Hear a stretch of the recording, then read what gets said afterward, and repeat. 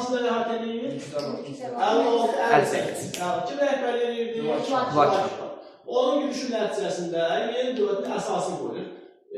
Bunu adlandırır 5-ci ulus, Hülakilər dövləti və ya ki, Elxanilər. Hülakilər dövləti ona görə ki, Hülaki xanlar ilə bağlı yürüyüşü rəhbərliyin şəxsi. Elxanilər də ona görə ki, hökmdarlar hansı pul daşıyırlar? Elxan pul daşıyırlar. Bəli. Mövcudluğu 1258-dən 1357-ci ilə qədər olub, paytaxtları Marava, Təbriz, Sultaniyə, sonra yenidən Təbriz.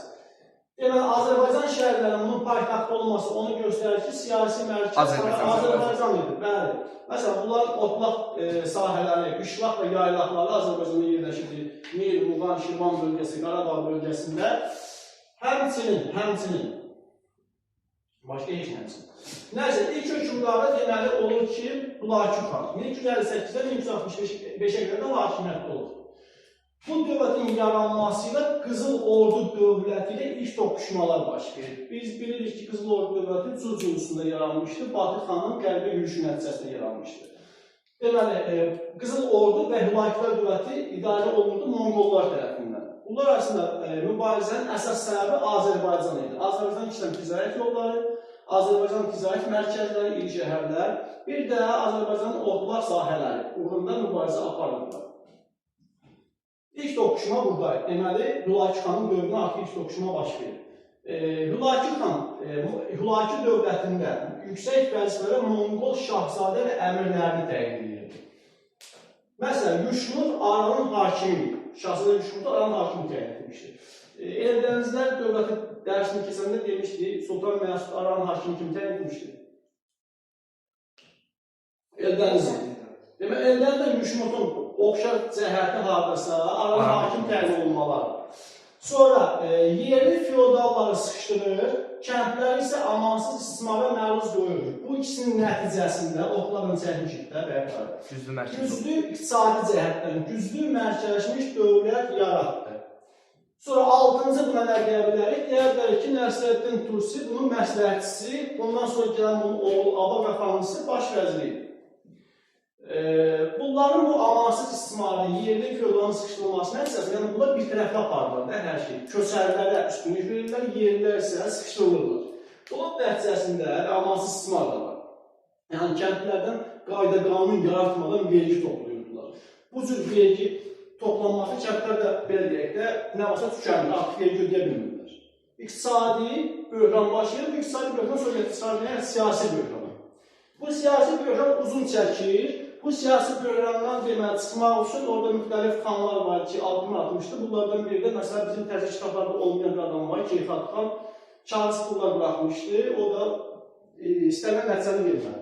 Nəhayət 1295-ci ildə hakimiyyətə Qazan xan gəlir, 1304-ə qədər hakimiyyətdə oldu. Onun ilk işi qiyam və çıxışları yatırmaq. Hamının ağlına Qazan xanı deyəndə, hamının ağlına gəlirlər islahatların keçirilməsi. Yəni, adam ilk hakimiyyətə gələn kimi buna qarşı baş verir, qiyam və çıxışları yatırır, ondan sonra dövlətin bir vəziyyətinə baxır, sonra başlayır islahatlar keçirməyə. Yəni, adam deməli, iqtisadi və siyasi böhranı aradan qaldırmaq məqsədi müxtəlif sahələrdə, ayrı-ayrı sahələrdə islahatlar keçirir. Deməli, islahatların keçirilməsinin məqsədini bilindirik, böhranlardan qaldırmaq.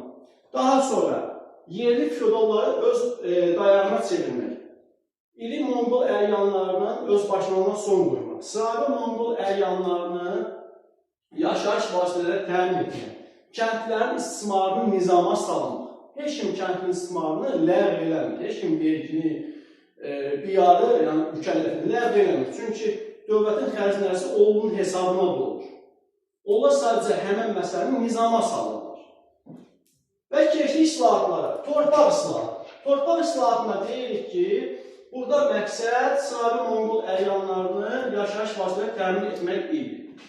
Bu məqsədlə də divan, incu və bayraq torpağı hesabına Monqol döyüşçülərinə iqta torpağı paylanır.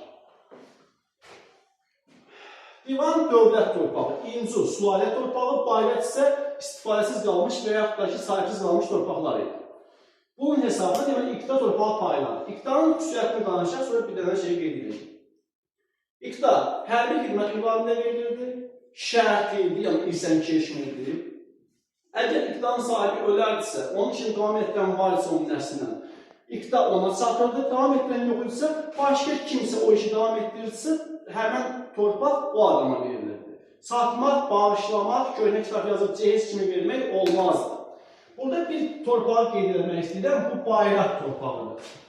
İstifadəsiz qalmış torpaqlar. Əvvəlki dərslərdə keçdiyimiz mövzulardan hansı hökmlər ki, istifadəsiz qalmış torpaqdan istifadə etmişdi səmərli şəkildə? Səsənlər. Kosu. Kosurub bəlmə, paylar. Kosu istifadəsiz qalmış torpaqları, istifadəsiz torpaqlar paylı hərbçilərə, verəcəm də bu da. İstifadəsiz qalmış bayraq torpaqları paylı hərbçilərə və bununla da iki məqsəddən nail olur. Bir, istifadəsiz qalmış torpaqlar sahibinə çatır, kimə çatır və onu istifadə edirlər və vergi yığılır. İkincisi də ordun sayını artırır. Deməli, Xosrovla Qazan xanın ortaq cəhəti nədir? İstifadəsiz qalmış torpaqlardan səmərəli istifadə edilməsi. İndi orada istifadəsiz deyiləm, orada bir sahibsiz yazılsın. Fərqi yox. Bir də həmən vaxt torpaq islahatında 1303-cü ildə fərman verir. Bu fərmanın əsasən kəndlərin bir yerdən başqa yerə köçməsi qadağan edilir. Bununla da tərkimçinin əsası qoyulur. Yəni, kəndli bir yerdən başqa yerə köçə bilməz. Hər kəndimiz yaşadığı yer. Bu oldu bizdə torpaq. Getdik vergi islahatına. Vergi islahatı, vergi yığılırdı. Amma iş orasında ki, bu yığılan vergi hamısı gedib xəzinəyə çatmırdı. Niyə sizcə? Əyanlar özlərədir götürülür. Yəni, vilayət kimlər ki, bunu yığırlar? Vilayət kimi deyil, hələşə. Kimlər kimi vergini yığırlar? Çox səsini mənimsiyirdi, öz dillərinə qoyurlar. Kosovo islahatında belə bir şey var idi. Məqsəd nə idi orada? Vergilərin birbaşa xərcinə gəlməsini təmin etmək, feodal vergi yığan məmurların öz başına son qoymaq. Bu adam da bu məqsəd həyata keçirmişdir. Deməli, qanunsuz vergilər ləğv olundu. Vilayət hakimlərinin vergi yığılmasını qadağan edildi. Yəni, vergi yığılmasından vilayət hakimləri uzaqlaşdırılır.